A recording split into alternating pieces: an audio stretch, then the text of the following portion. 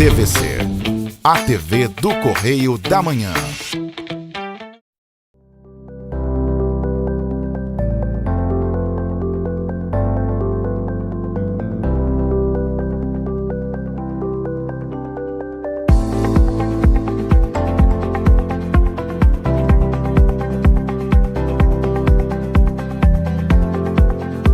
Olá pessoal, tudo bem?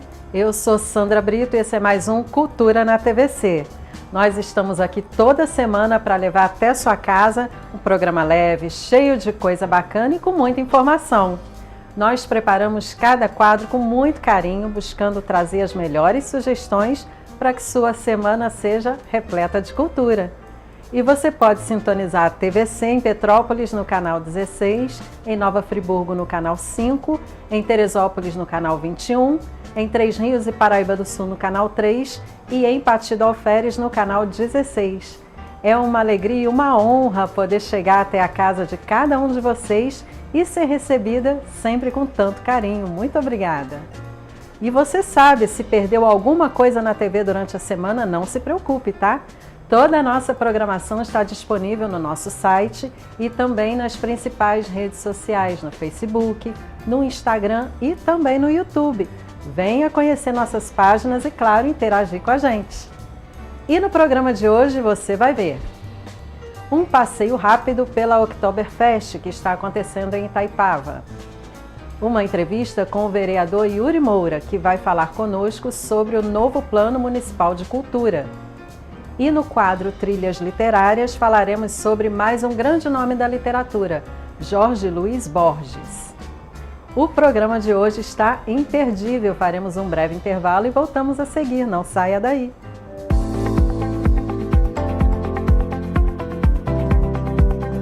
O tom confessional e autobiográfico na epistolografia de Machado de Assis. Um estudo inédito acerca de um dos grandes nomes da literatura mundial pela autora Sandra Brito. Já à venda em todo o país e em chiadobooks.com.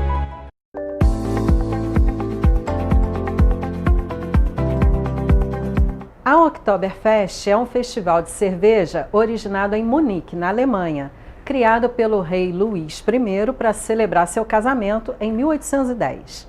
A Oktoberfest é também uma feira de produtos e diversões celebradas em Munique, no estado da Baviera, no sul da Alemanha, e disseminada por vários lugares do mundo.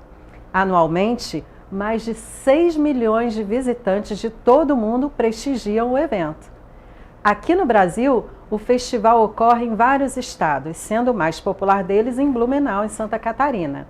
A tradicional festa germânica é a terceira maior do mundo, ficando atrás apenas da edição do Canadá e, claro, da original que ocorre anualmente em Munique.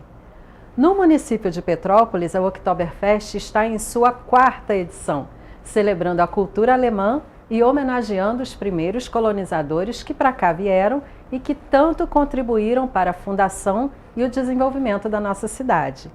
A edição de 2022 conta com 33 shows e atrações, além de, claro, muita cerveja.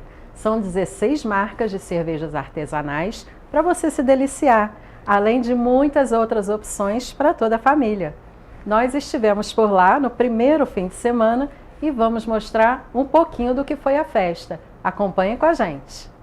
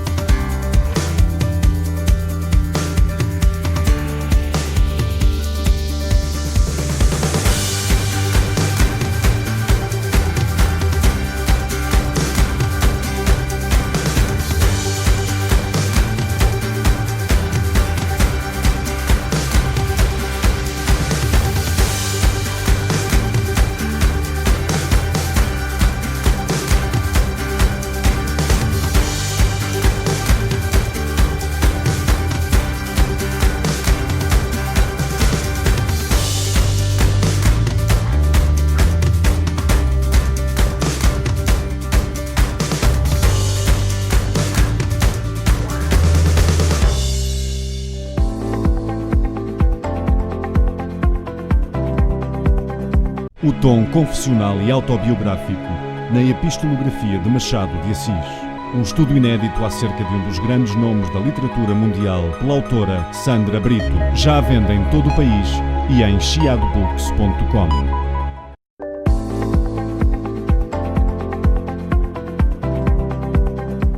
Bom, e para você que já está acostumado com as nossas entrevistas semanais, hoje a gente trouxe mais uma. É uma pessoa muito especial, um rapaz que eu particularmente admiro muito, professor de História, o vereador mais votado de Petrópolis. Seja muito bem-vindo ao Cultura na TVC, Yuri. Oi, Sandra, muito obrigado e pela admiração recíproca. Que bom que eu tô aqui. Demorei um pouquinho, mas cheguei. É assim mesmo, a gente nessa correria, né? Eu também cheia de coisas para fazer, imagino que você muito mais, mas o importante é que a gente conseguiu aí esse tempinho para falar um pouquinho sobre cultura hoje, né, Yuri? Eu sei que a sua pauta é extensa, mas a gente está aqui para falar um pouquinho sobre o Plano Municipal de Cultura. Te peço desculpas, eu estou testado, estou negativo, mas estou com uma faringite, uma alergia que não me abandona. Sem problemas, a gente entende. Eu, inclusive, tenho feito vários testes pelo mesmo motivo, né? A gente trabalha muito com a voz, de vez em quando vem aquela tossezinha, aquele vírus, e a gente precisa ver se está tudo bem, mas fica tranquilo, tá? Tá em casa. Vou acabar interrompendo em alguns momentos para tossir. Sem problemas. Yuri, o Plano Municipal de Cultura, para quem não conhece, para quem não está familiarizado com o tema, o que ele é e qual a importância dele para a cidade? Muito bom. Eu acho que o Plano Municipal de Cultura e a experiência dele em Petrópolis demonstram a importância de nós termos políticas de município, para além de políticas de governo. Isso é uma tradição no Brasil, nós iniciarmos projetos, ações, programas que estão ali na boca de um candidato, depois são consolidados no eventual governo e se perdem quando se tem uma troca. Isso é muito ruim, essa falta de continuidade. O Plano Municipal de Cultura ele é um bom exemplo do que pode ser uma sistemática de política pública, né? Porque ele traz ali o plano, obviamente, com seus 10 anos para frente, do que pode ser feito para a cultura na cidade. Junto disso tem o fundo, que é o que vai subsidiar esses projetos, tanto que o conselho, que é um outro elemento também desse sistema, define ali, através de seus editais, quais serão os projetos contemplados, e ele consegue organizar isso tudo em algo que tenha participação da sociedade civil. Então eu sempre falo com quem converso de fora da cidade, que o sistema municipal de cultura, onde o plano faz parte, é uma grande demonstração do que a gente pode fazer para a política de município, não dependendo só dos governos. Então, esse plano que pensa a cultura 10 anos para frente, com amplo debate, com a participação do Conselho, com a participação da sociedade civil, ele garante que a gente tenha de fato uma política pública em cultura. E aí vão ter os segmentos que você conhece muito bem, da cultura. Você vai ter lá as questões folclóricas, você vai ter a dança germânica, na verdade a cultura germânica, não é só a dança, né? Sim. Você vai ter a cultura afro-brasileira, você vai ter hoje agora aí a representação da cultura italiana, você vai ter a cultura quilombola, você vai ter os pontos de cultura, você vai ter a juventude, você vai ter mais de 20 segmentos, dança, música, que se sentem representados ali e apresentam seus projetos consolidados numa lei que a gente aprova lá, que é o Plano Municipal de Cultura. Então, para quem ainda não havia entendido muito bem como funciona esse projeto, a ideia é, independente do governo que vier, dar continuidade a esses projetos, garantindo assim um programa por mais tempo de cultura na cidade. Exatamente. Eu tive a oportunidade de participar do primeiro plano de cultura. Esse que nós aprovamos na Câmara recentemente, que eu fui o relator, ele é o segundo. Nós tivemos um que cumpriu os 10 anos passados e agora estamos apontando 10 anos para frente. Eu participei lá naquela época como coordenador de juventude. Eu trabalhava na prefeitura, na antiga CETRAC, a Secretaria de Trabalho, Ciência Social e Cidadania. Eu era coordenador de juventude e contribuí com o primeiro plano de cultura, principalmente nesse recorte de projetos para jovens. E aí o que aconteceu nesses últimos 10 anos? O Conselho Municipal de Cultura, que é essa instância participativa, ele utilizava recursos do fundo, disponibilizando editais. O que são os editais? São chamamentos públicos para que pessoas, fazedores de cultura, apresentassem as suas ações. Eu tenho um projeto de capoeira. Eu ia lá no edital, feito pelo Conselho, feito pelo Instituto Municipal de Cultura, e pedi o recurso do fundo para aquele semestre para cumprir o meu projeto. Sim. Se eu fosse aprovado pela banca lá de análise, eu receberia esse recurso público oriundo do fundo. Só que todas essas ações dos últimos 10 anos, elas precisavam dialogar com o plano. Ou seja, ninguém poderia chegar lá e falar assim, eu conheço o secretário ou a secretária, eu sou vereador, eu tenho uma ONG e eu quero aqui botar um projeto meu. Aí o gestor público ia falar, esse aqui eu aprovo, porque é do meu interesse, esse aqui eu não aprovo. O plano, ele mudou essa história. Ele fala, o teu projeto dialoga com o plano? Sim, porque no plano lá tem projetos de capoeira nas comunidades. Então, beleza, Yuri. O teu projeto pode ser contemplado, porque ele está no que a gente planejou para a cultura nos próximos 10 anos. Sim.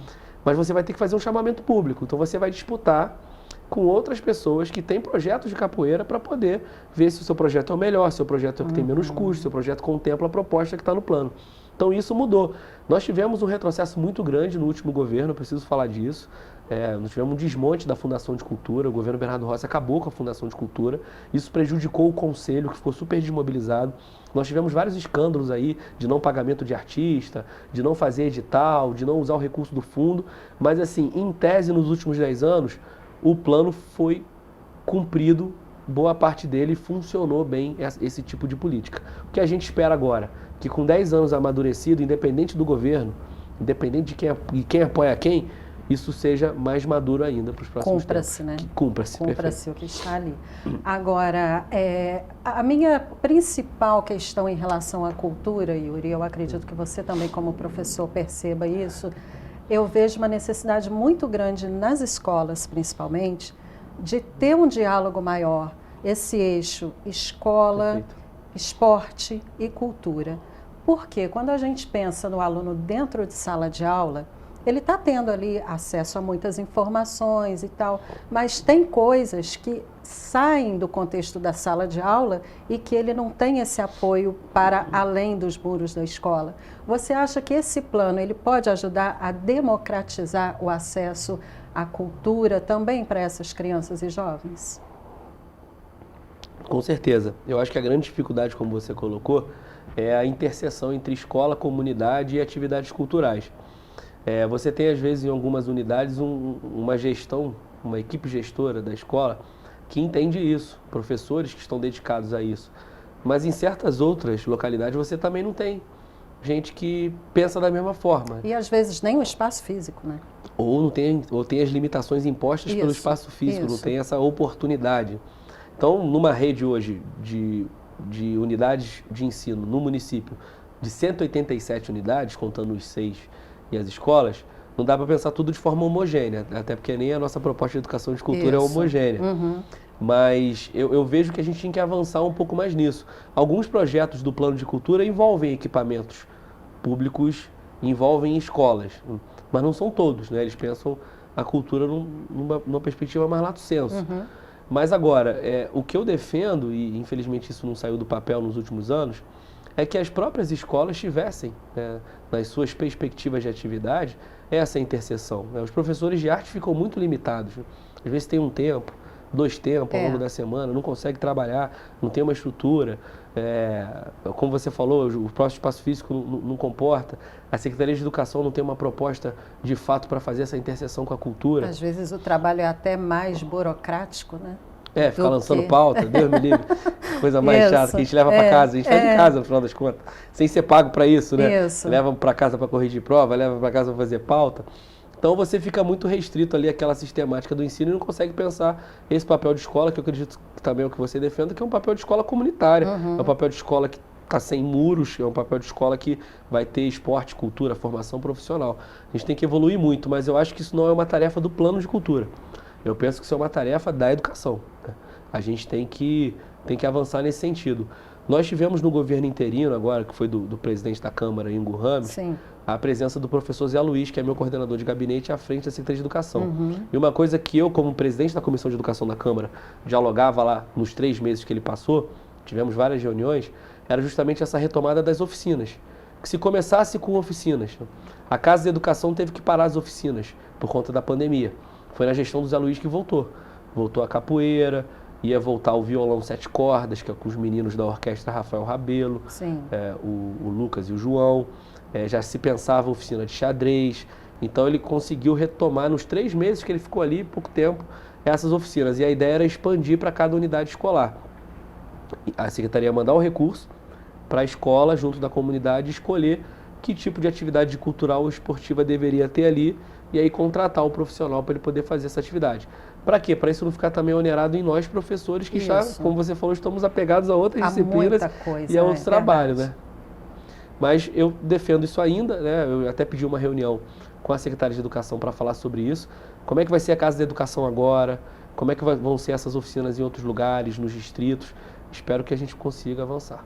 Eu acho que essa abertura para se conversar, para se dialogar, para ouvir professores e ouvir também os líderes comunitários, como é importante, né, Yuri, você ter um espaço para falar sobre educação, esporte e cultura, porque é isso que conta no fim de tudo, né? Você ter como inserir essa população em outras situações que não só apenas a escola e o conhecimento, que é válido, é importante, é necessário, mas também a vida cultural, né? Eu lembro muito, conversando com você sobre isso, da música dos Titãs, né? A gente não quer só comida, a gente quer comida, diversão e arte, né? E é necessário. Nesse momento, quando você tem em mãos esse plano que vai até 2031, é isso? Isso. 2031. Você vê, de fato, um futuro diferente, um futuro já planejando para a próxima década, uma nova geração mais entrosada, com mais perspectivas e oportunidades? Eu vejo, porque eu confio muito na sociedade civil. O poder público rateia muitas vezes, e isso é errado, a gente tem que mudar essa realidade. Até aqui nos bastidores a gente falava sobre isso na moradia, mas é importante entender que o compromisso público não passa só por quem está ocupando cargo, né? Quando a gente fala de cultura, a gente tem que entender que tem a sociedade civil. Quando a gente fala de educação, tem a sociedade civil. Como é que eu vou falar de educação sem falar das famílias? Como é que eu vou falar de defesa civil sem falar de quem mora? Desculpa.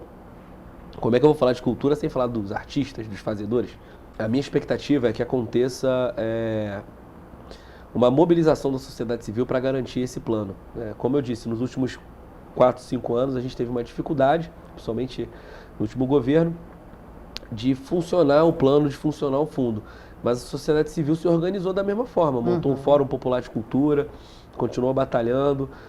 Eu, por exemplo, sou do Carnaval, a gente tem um bloco, Boa Praça. A gente fez o bloco Boa Praça, mesmo sem liberação da prefeitura. Sim, a gente fez. dá-se um jeito. O solstício do sol aconteceu de novo esse ano, está aí há mais de 20 anos. Isso. A tribo de Gonzaga faz lá o carnaval dela, então a gente, além dos shows que fazem ao longo do ano, mas assim, são coisas que vão acontecendo. O que a gente tem que tentar garantir, aí é o meu papel como vereador, é que o poder público garanta os recursos necessários para isso.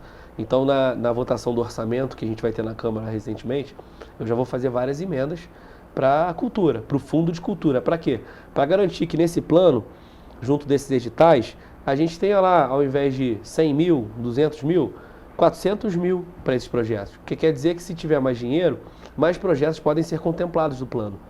Mais crianças, adolescentes, jovens, idosos, adultos podem ser inseridos nessas iniciativas. Sim. Então, eu acho que são dois movimentos. Sociedade civil se manter mobilizada e fazendo cultura, seguindo o plano a partir das suas ações, e a gente no poder público conseguir forçar os recursos e o respeito ao plano necessário para que daqui a 10 anos a gente encontre um ambiente melhor.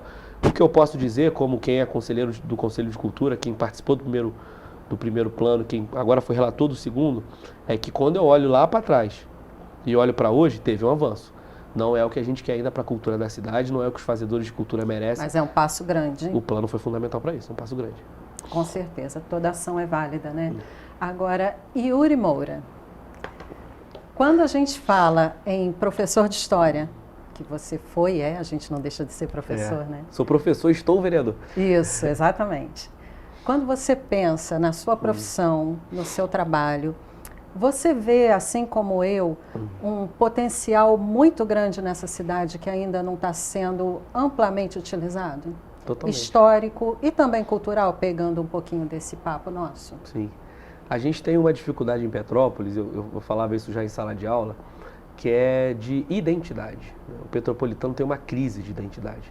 Porque ao mesmo tempo que a gente é uma cidade de médio porte, são poucas cidades brasileiras de médio porte, 306 mil habitantes, 7ª economia do estado, 5 distritos, um território grande, tem economia aqui, tem desenvolvimento aqui, nós não somos uma cidade interiorana. Sim. Ao mesmo tempo que a gente é isso, nós também temos muito de província. A gente é região metropolitana, mas também é interior, tem tem umas certas tradições aqui que não são parelhas ao que uma metrópole tem. Né? Petrópolis é sui generis, ela é particular. Ao mesmo tempo que ela fala que é uma cidade imperial, que é um título que foi dado, né, pelo governo Figueiredo ainda na ditadura militar, ela é uma cidade operária antes de ser uma cidade de império. Né? Por que eu digo isso? Porque o título veio depois do império. Né?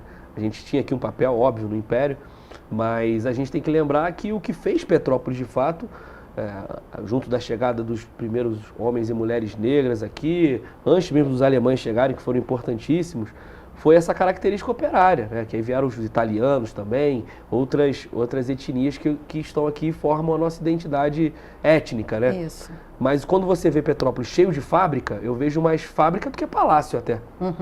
Tem lá um museu? Tem, mas tem do lado ali a fábrica São Pedro de Alcântara, tem lá a catedral, que é um outro equipamento turístico, né?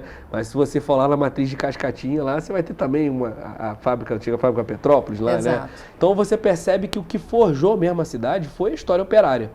Claro, nunca é uma coisa só, né? Nada é homogêneo como a gente falou. Mas me preocupa muito nós falarmos muito da fatia do império, dessa coisa provinciana. O cara monta a pastelaria imperial. O cara monta o bar imperial. E não reconhece que a gente tem um histórico operário, porque todo mundo aqui, eu sou plural na minha formação de família, tem o Lucas. O Lucas é um sobrenome, é italiano, porque meu avô tinha uma tradição italiana. E os italianos foram os maiores trabalhadores fabris aqui em Petrópolis, faziam greve, o movimento sindical foi organizado por eles, eram anarquistas. Desde muito cedo, né? Desde muito cedo. Isso não é falado. Porque não se tem a pastelaria do operário, tem a pastelaria imperial. Então essa identidade é confusa, porque ao mesmo tempo que a gente vive numa cidade que fala do império o tempo todo mundo veio do operariado. E isso não está bem resolvido na nossa memória. O que a gente tem feito lá na Câmara, pela Comissão de Educação, é iniciar um debate. Eu vou chamar pessoas da rede para isso, né? A gente começou a montar esse plano agora, para discutir a matéria de HGTP-ET, que é a disciplina de História, Geografia, Turismo, Trânsito de Petrópolis. Então, uma disciplina que virou qualquer coisa, né? Vamos melhorar esse nome. Não, virou qualquer coisa, né? Porque, assim, não pode ir do turismo ao trânsito. E olha que os profissionais que forjaram ali as apostilas, os conteúdos, trabalharam muito e fizeram um bom trabalho para dar conta disso tudo. De abranger com poucos tempos ao longo da semana. 2 tempos, às vezes, no máximo, né? Então, eu vou chamar esse pessoal que já trabalha na rede com isso. Estou chamando também algumas pessoas que me procuraram com projetos. Vou dar um exemplo aqui. Teve um rapaz que me procurou porque ele é sobrinho neto do Irineu, que é um cara que corria no que seria lá atrás a Fórmula 1, né? Corrida de carro no início do século XX. Que tivemos aqui na cidade, né? Que tivemos. Esse tio-avô dele morreu aqui. Ele porrou na árvore, morreu no rio, tem a foto dele morrendo. Nossa. Não é uma coisa absurda de ver, né? É ele voando, sendo projetado assim dentro do rio. O registro do acidente. O registro do acidente, perfeito. E aí ele fala assim, cara, ninguém fala do meu tio-avô. E ele era tipo o Ayrton Senna da época. Eu falei, não conheço esse cara, mentira. Ele não começou a pegar jornal. O cara era uma celebridade. Olha. Celebridade nos anos 20, 30, uma coisa assim. E ninguém conhece. Aí você vê, a gente teve a Casa da Morte aqui em Petrópolis, Inês Etienne Romeu, porque a gente fala pouco dela. Muito pouco. Então tem muita coisa que eu acho que esses elementos que forjam a identidade precisam ser trazidos. E a gente está tentando fazer esse esforço. Vou chamar esse pessoal da educação para isso, vou chamar esses interlocutores, desde das pessoas que falam de personalidades, até gente que discute a memória da ditadura e tudo mais, para tentar discutir isso de uma forma ampla. Só um recorte também, Sandra. Fui procurado também por representantes do movimento ferroviário, que é outra coisa. A gente está falando do Morro da Oficina. Por que é Morro da Oficina? Por que é Morro dos Ferroviários? Porque a gente fala pouco da história das ferrovias aqui. Temos lá em Nogueira um centro cultural lindo. Tem lá ainda. Muita gente não conhece, da cidade não conhece. Não tem ideia do que foi isso. Pô, a primeira estrada férrea do Brasil, passou por aqui. Vou lá na Casa Visconde de Mauá. Não sabe que o cara foi o cara que idealizou isso tudo. Então, assim, tem muita coisa que a gente tem que... Não é fácil, mas a gente tem que fazer. Aí, te respondendo de forma mais direta, acho que a gente tem que resolver esse problema com a nossa identidade, porque não está certo todo mundo achar que é filho do príncipe. Isso eu tenho um problema ideológico com isso, né? Porque o pessoal fala, em Petrópolis todo mundo é rico, todo mundo é europeu, todo mundo... Não é isso. Isso não é Petrópolis verdadeira. Para a gente poder superar isso, tem que entender que isso é mentira, né? E, a partir disso, resgatar a nossa autoestima, porque a gente está muito com a autoestima baixa. O mundo todo passou pela pandemia, o mundo todo passa por uma crise econômica, mas a gente está tomando muita porrada, né? Essa tragédia agora. Então tá todo mundo, o Petropolitano está sem esperança, crise política que a gente teve, o prefeito ganha, não assume, aí vai à Câmara, aí volta, aí o histórico passado também ruim, a própria Câmara, com o vereador preso, com o vereador foragido. Aí o cara olha para Petrópolis e fala, o que meus alunos me falam e devem falar para você. Sim. Eu quero ir embora daqui, eu não vou ter emprego, professor, eu não tem onde estudar, a gente tem que mudar essa realidade. Essa incerteza política gera uma incerteza social muito grande, né? E é com essa incerteza que a gente se depara todos os dias. Todos os dias. Agora, Yuri, me fala um pouquinho. Quando a gente fala desses projetos todos e do que a gente pensa para daqui 10 anos, 20 anos, em algum momento você imagina que Petrópolis, de fato, tem condição de dar a volta por cima? E aí eu incluo também outros temas que a gente não tratou até então, como política de habitação, de emprego, tudo isso que a gente sabe que é uma ferida aberta na nossa realidade aqui, petropolitana? Com certeza, eu tenho esperança, senão nem estava na política. Eu acho que nem você estaria aqui como educadora, como fazedora de cultura, como comunicadora, porque se a gente perder a esperança, a gente perdeu tudo na vida. É verdade. Né? É preciso ter esperança e coragem, sempre manter seus princípios, né? Mesmo que a gente erre ao longo do caminho. Mas a minha preocupação é porque esse pacto não passa só pelos políticos, esse pacto não passa só pela imprensa, esse pacto não passa só pelos empresários, esse pacto tem que ser social. Né? Porque quando a gente fala de moradia, por exemplo, nós não podemos ignorar que tem um grande interesse econômico nas terras de Petrópolis. Não tem terra para construir casa para pobre, mas tem terra para construir Lagos de Itaipava. Os grandes condomínios. Eu estou citando o nome de empresa porque é isso, né? Não tem relação nenhuma, nem quero ter. Mas os condomínios estão aí. E aí, mas ali não podia ter feito um projeto habitacional? Mas não é viável economicamente. Mas, é viável para o ente privado, para gerar especulação imobiliária. Você tem 4 famílias que dominam quase todas as lojas da Rua do Imperador. E aí, quando a gente tenta lá na Câmara fazer o IPTU progressivo, não sei o quê, faz, mas aí não tem fiscalização, não é cumprido, fiscalização que eu falo do município, né? Porque eu posso fiscalizar como vereador, mas eu não posso multar alguém. Exato. Né? Legalmente eu não posso fazer isso como vereador, não tem esse poder. Aí você vai avançando uma coisa ou outra, não vai. Aí você pensa assim, a própria questão de defesa civil. Não tem uma obrigação social disso também? Da pessoa, não digo de quem é menos esclarecido, de quem não tem acesso a comprar, né? Essas pessoas estão numa outra situação. Sim. Mas estou dizendo, será que não é um pacto comunitário do cara saber que ele não pode jogar o esgoto no vizinho? Exato. Porque é isso, gente, na boa, né?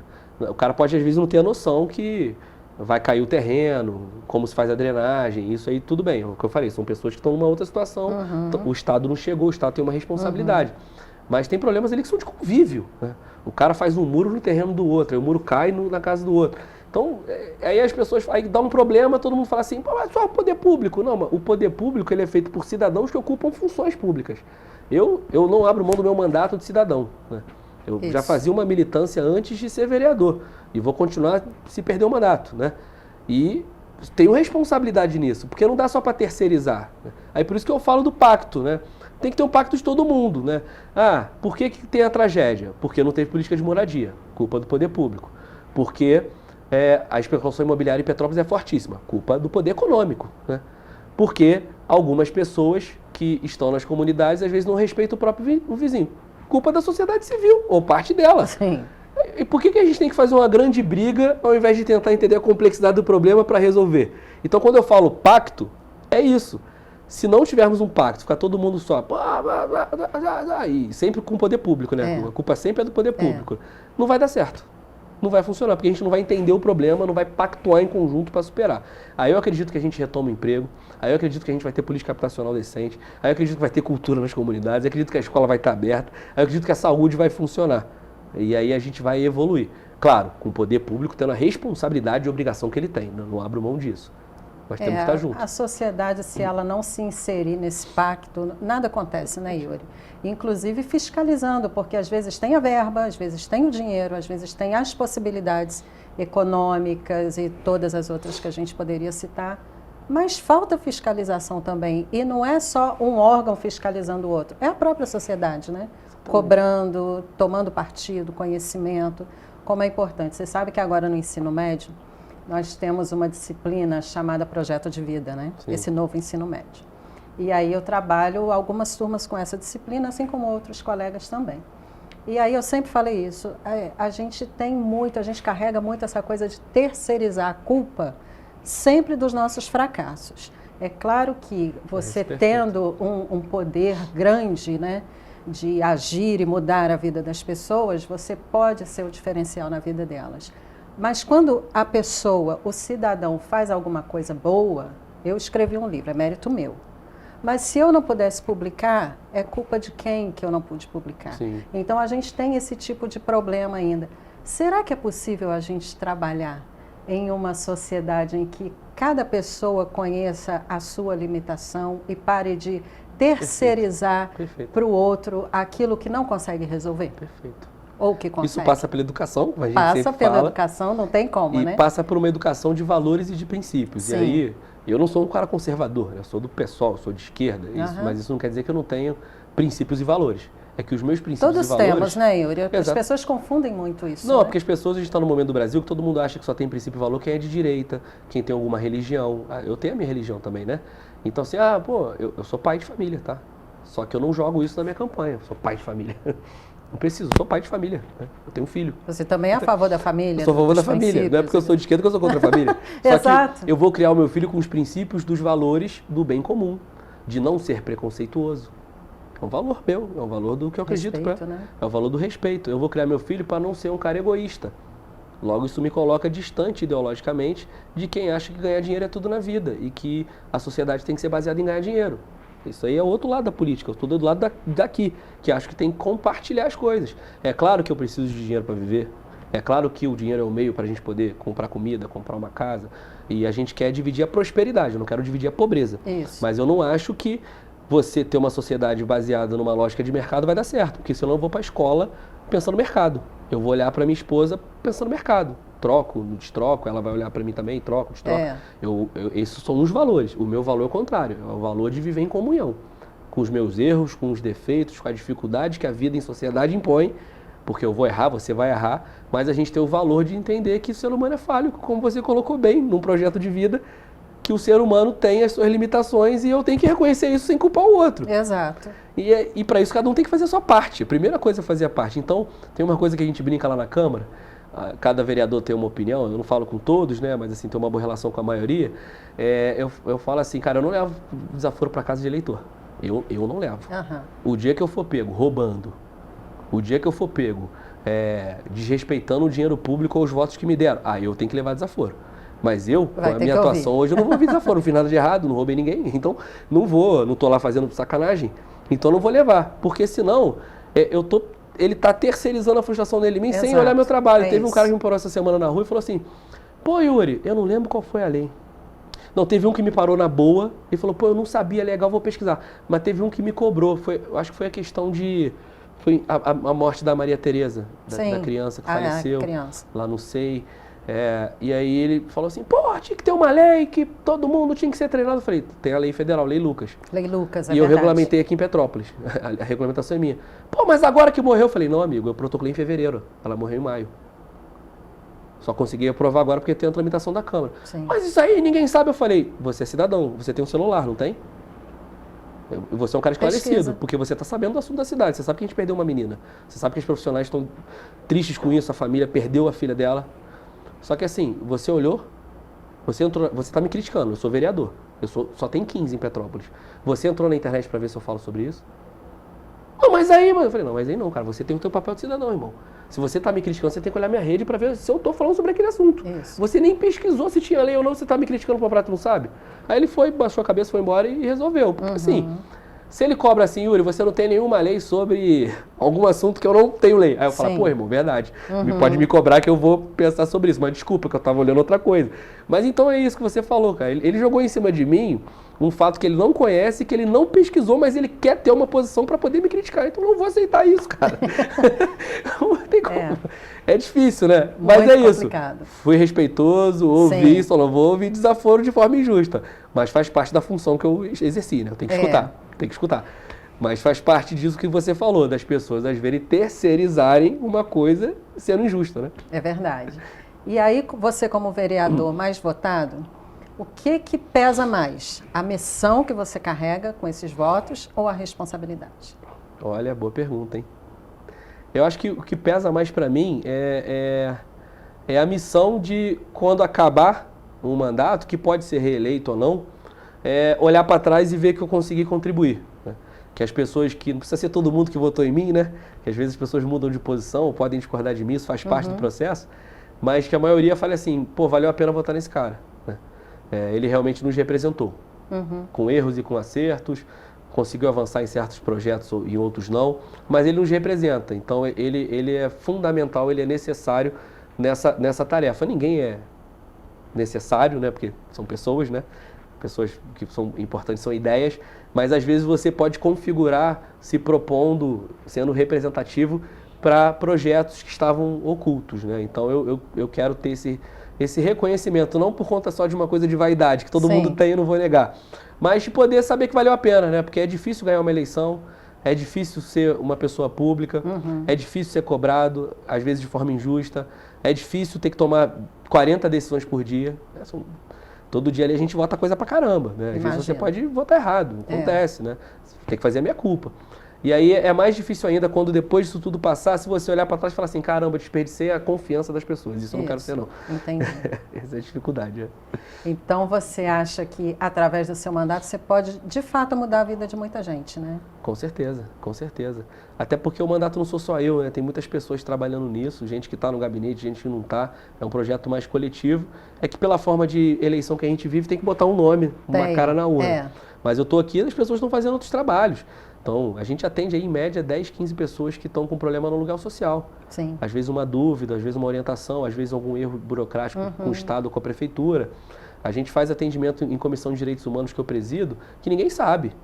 De violência contra a mulher, de problemas de alienação parental, porque são questões de direitos humanos que a gente tem que manter reservado para identificar, para preservar as pessoas. Né? A gente resolve problemas, às vezes, de acesso à política pública. Pô, eu entrei com um exame e até hoje não me chamaram. Eu não furo fila, não tenho nem esse poder, nem faria, porque isso é ilegal.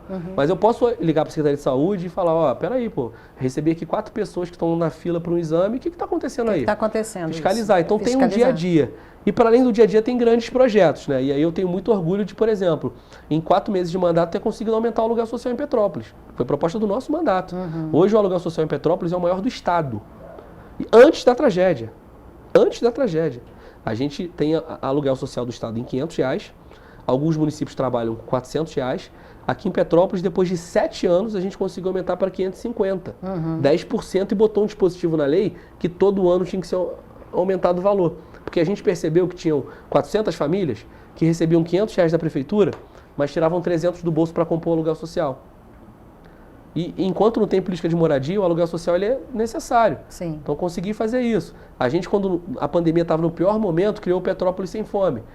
Ajudamos a articular instituições sociais, famílias, voluntários e atendemos mais de 500 famílias, fazendo doação, apoiando e tudo mais. Quando eu olho para a educação, para os servidores, nós conseguimos 2 rateios do Fundeb. Lei minha, de minha autoria, junto do CEP, que é o sindicato da categoria. Só Petrópolis teve 2 rateios, que é a sobra do dinheiro da educação, que a lei federal diz que pode ser... Que não foi aplicado durante o exercício. Exatamente. Para não devolver para o governo federal, a gente pode ratear entre os profissionais. E aí eu estou falando dos profissionais que trabalharam na pandemia. Isso. Minha mãe é inspetora. Minha mãe foi entregar cartão Melenda Certa no auge da pandemia. Minha mãe pegou Covid por causa disso. Ela não merece um reconhecimento? Eu sei que tem vários outros profissionais que também se expuseram, claro. Mas se a gente tem um recurso que vai ser devolvido para o governo federal e pode ser valorizado para os servidores, o que a gente não faz aqui? Que aqui é verdade. Eu fiz a lei, a gente conseguiu 2 rateios, que deu mais dignidade aos trabalhadores de educação. Nós somos trabalhadores de educação. Sim. Dá para ter educação sem valorização do trabalhador? Não funciona. Não funciona. Então, eu posso falar uma série de coisas aí. Agora fui relator do plano de cultura, que é uma coisa importante.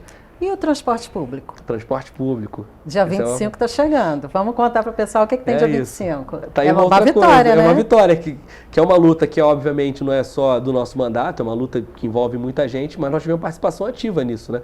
A minha presença está citada na decisão do Dr. Juiz Jorge Martins, que teve um trabalho brilhante junto da doutora Vanessa Katz, do Ministério Público, também outra pessoa brilhante, que se preocupa muito com a cidade.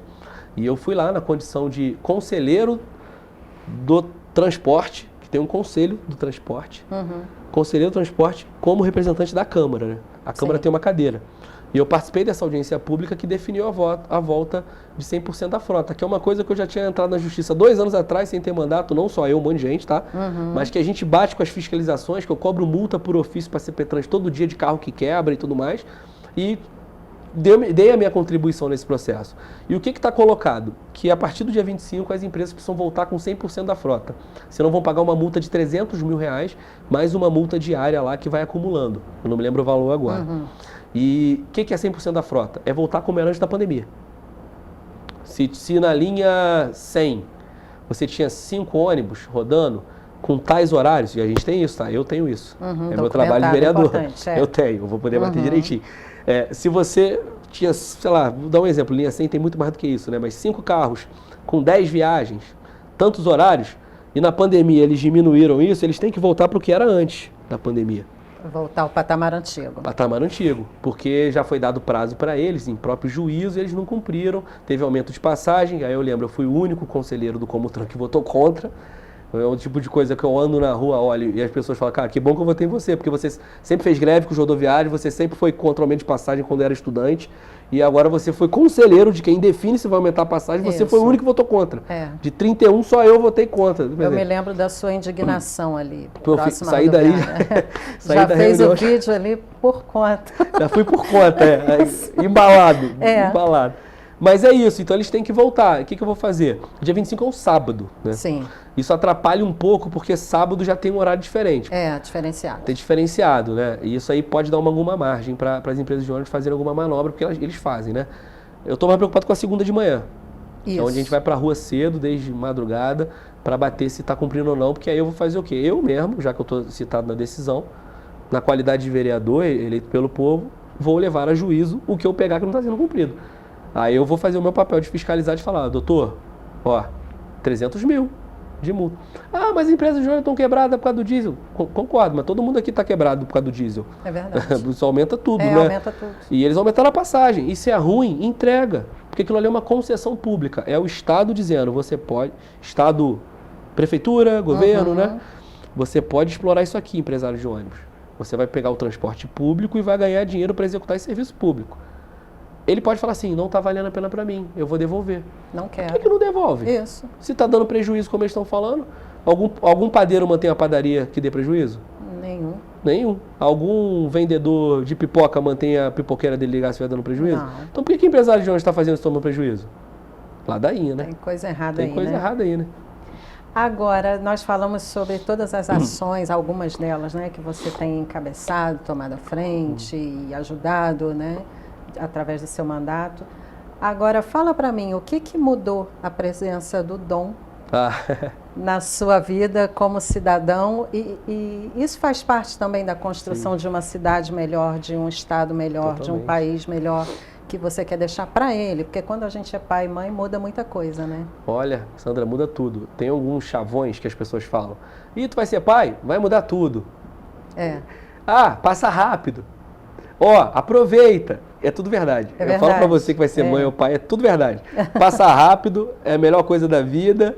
Você tem que curtir o máximo que você pode. Isso. E muda tudo, a tua perspectiva, as tuas ideias e tudo mais, né? Eu falei hoje com um amigo meu, almocei com ele, Roberto Costa, jornalista, grande amigo meu, e falei para ele que às vezes eu que amo o meu trabalho, acordo lá de manhã, quando ele acorda umas 7 horas, assim, me dá vontade de não ir trabalhar, para ficar um pouquinho. Hoje, por exemplo, foi assim, né? Eu falei, podia ficar, às vezes muda a agenda, eu trabalho até tarde, né? Compenso ali. Mas é desse nível, de você que ama o que você faz, querer ficar cheirando teu filho, beijando teu filho. Curtir mais um pouquinho. Curtindo mais um pouco, ainda mais ele que está numa fase desse 1 ano e 2 meses que é despertar das coisas, né? Começa a falar, já está andando pra caramba, aí você quer viver aquilo. Mas muda muita coisa. E me mudou como político também, pode ter certeza, né? Essa visão de ser pai, de compor uma família a qual você tem uma grande responsabilidade ali junto da sua companheira. Tanto que no dia 11, talvez, posso estar errando a data, a gente vai fazer uma audiência pública na Câmara, que eu pedi, sobre paternidade ativa. Olha. Nós vamos debater isso, porque não é só a questão do papel do homem, do machismo, tem uma questão também de saúde do homem. Porque existe uma política nacional da estratégia de saúde do homem que aponta, dentre todos os eixos, tem eixo de IST, que é a antiga DST, causas externas, porque tem muito homem que morre em acidente de carro, violência, né? O homem é coisa difícil, né? A gente faz muita besteira, né? Tem doenças crônicas, também é uma coisa que mata muito homem no Brasil. O cara, infarta, o cara tem diabetes. E tem um eixo desse que é a paternidade ativa, que fala sobre os eixos da saúde do homem. E por que a paternidade ativa é tão importante, além do cuidado com o filho, do cuidado com a família, do cuidado com a companheira? É porque quando ele é forçado a fazer o pré-natal do companheiro, ele é puxado para o SUS. Aí aquele cara que nunca fez o exame, porque, não vou no médico, não dá jeito, não sei o quê, ele vai ser obrigado a fazer por causa do pré-natal da companheira. Aí às vezes ali ele já detecta uma doença crônica. Aí ele tem que fazer o exame de IST. Aí às vezes pega uma sífilis ali, aí já vê se ele passou para parceira. Que às vezes pode acontecer isso. Pode. E aí já vê a saúde do bebê. Então a paternidade ativa, ela é o input, uma porta de entrada, uma janela para o homem ser puxado para a saúde dele próprio. Aí a gente vai fazer uma audiência pública lá junto da Duda Possato, que é uma profissional da saúde muito legal da secretaria. A equipe da secretaria é muito boa, né? Tem as dificuldades do trabalho ali, mas a equipe é muito boa. O próprio secretário Marcos Curvelo também é uma pessoa que eu admiro bastante. E a gente vai ter ali essa audiência pública para falar da paternidade ativa. Eu vou lá falar de paternidade também, vou chamar outros pais, vamos ter algumas companheiras que vão falar. Mas não só disso, falar disso também para falar da saúde do homem. Porque teve uma audiência pública do quadrimestre da saúde, que é o momento que a gente vê os dados da saúde, que apresentou que na meta da paternidade ativa, do pré-natal do companheiro, só foi batido 7%. Olha, baixíssimo número. Eles queriam fazer assim, eu não lembro o número absoluto, 700 atendimentos nos últimos 4 meses, fizeram 7% disso. Nossa. Aí eu fui procurar saber, então foi um trabalho meu de fiscalização que me chamou a atenção, chamei a profissional responsável, ela me explicou qual era o desafio, que basicamente assim, o problema é que o homem trabalha, que tem homem que não se interessa, tem homem que é engravida e vai embora, tem uma coisa muito complexa, né? São vários casos. Tem o cara que é dedicado, mas não consegue acompanhar, porque está sempre na carreira profissional apertada. E aí a gente vai fazer essa audiência pública para avançar. Então são coisas assim que mudam a vida das pessoas, né? Porque a gente vai conseguir construir política pública. É verdade, Yuri. Nosso tempo está acabando. Eu falo pra caramba. Não, eu também.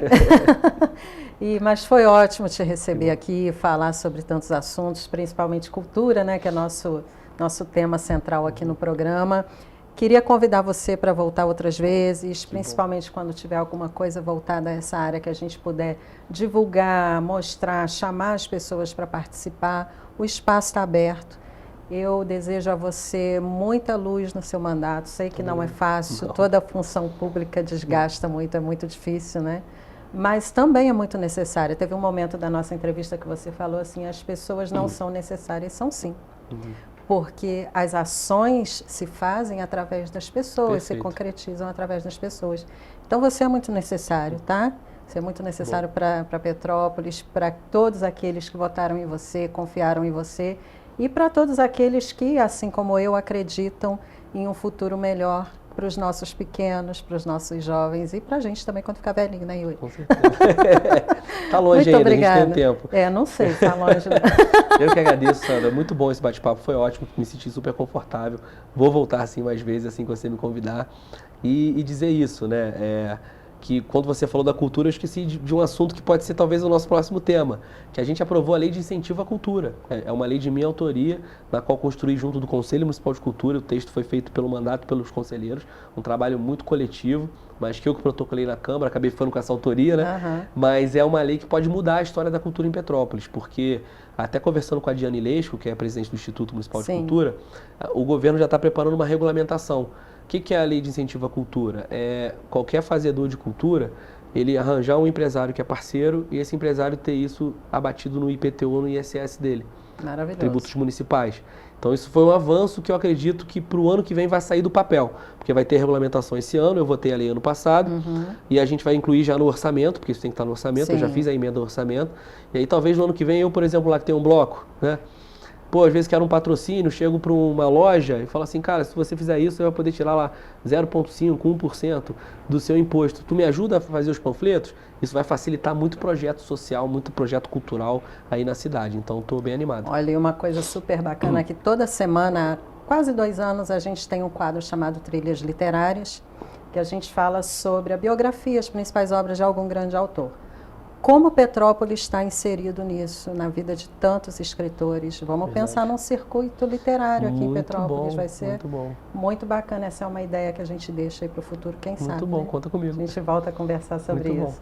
Yuri, muito obrigada. Agradeço, tá? Parabéns Saúde, pelo sucesso e conte com a gente para o que precisar. Muita força. Tchau, gente. E vocês continuam com a gente porque tem mais programa pela frente.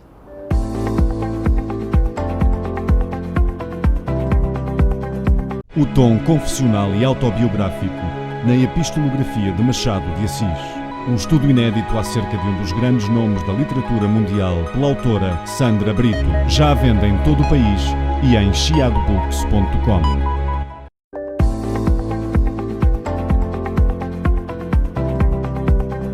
E chegou o momento de conhecer mais um grande nome da literatura. É hora de mais um Trilhas Literárias.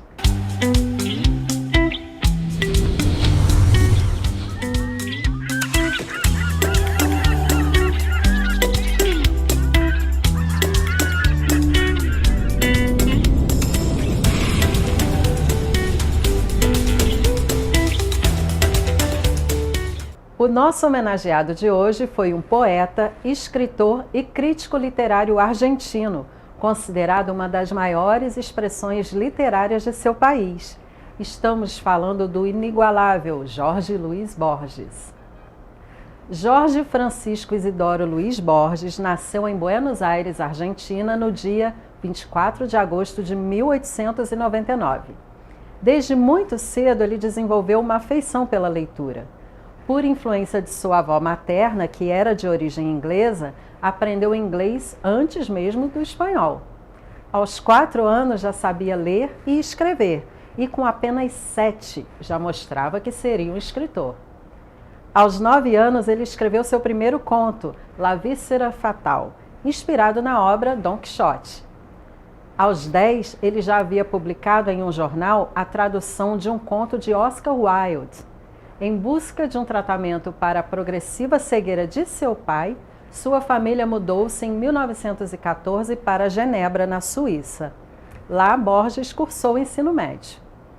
Em 19, eles se mudaram para Madrid, onde Borges entrou em contato com o movimento ultraísta e colaborou com poemas e crítica literária em diversas revistas.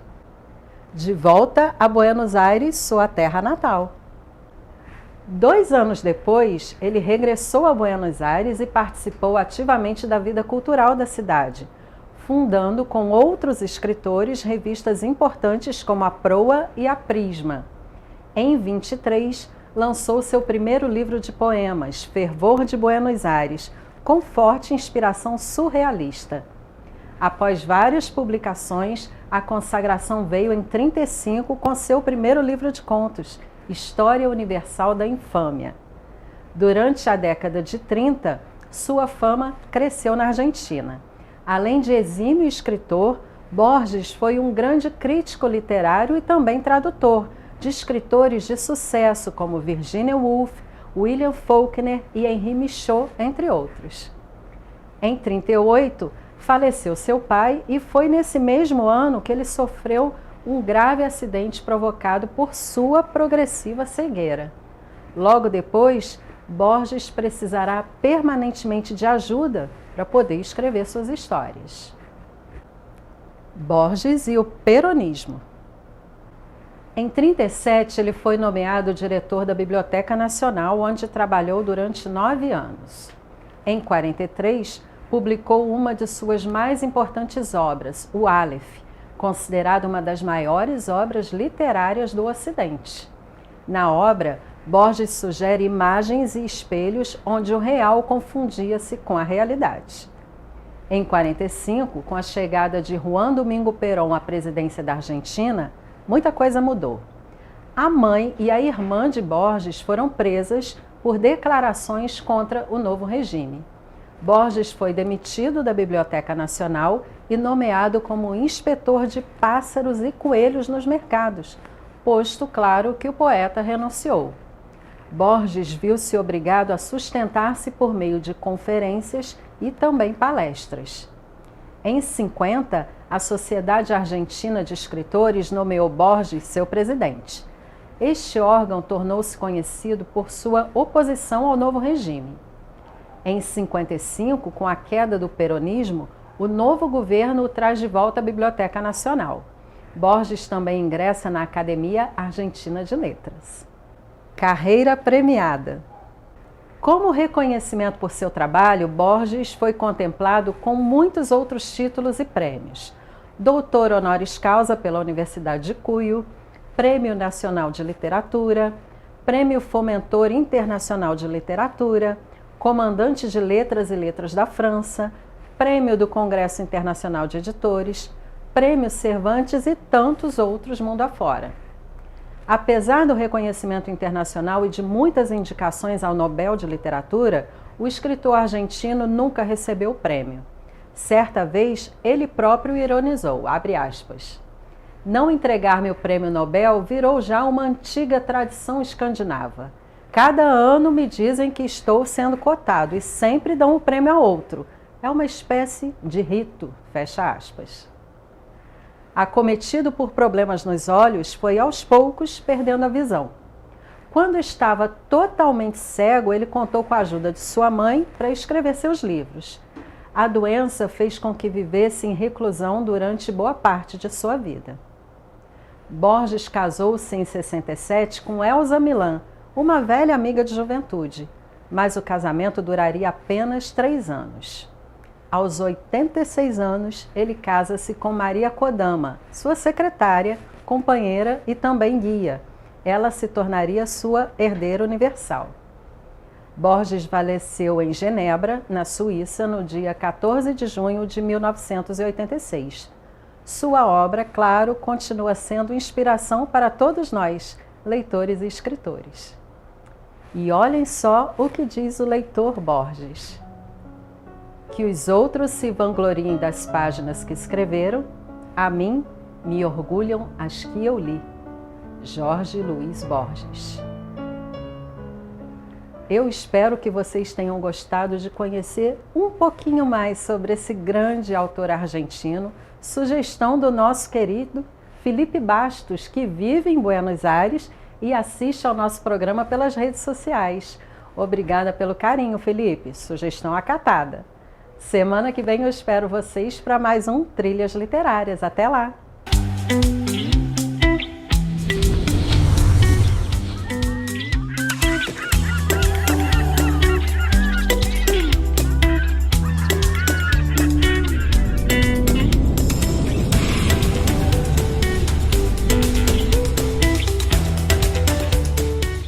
E assim vamos terminando mais um programa. Muito obrigada a todos pelo carinho, pelas mensagens nas redes sociais e, claro, pela audiência de vocês.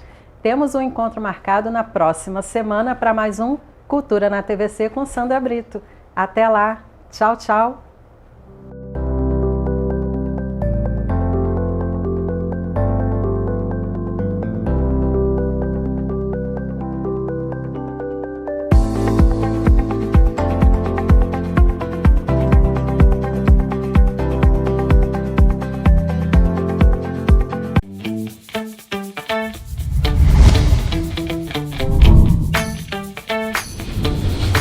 TVC, a TV do Correio da Manhã.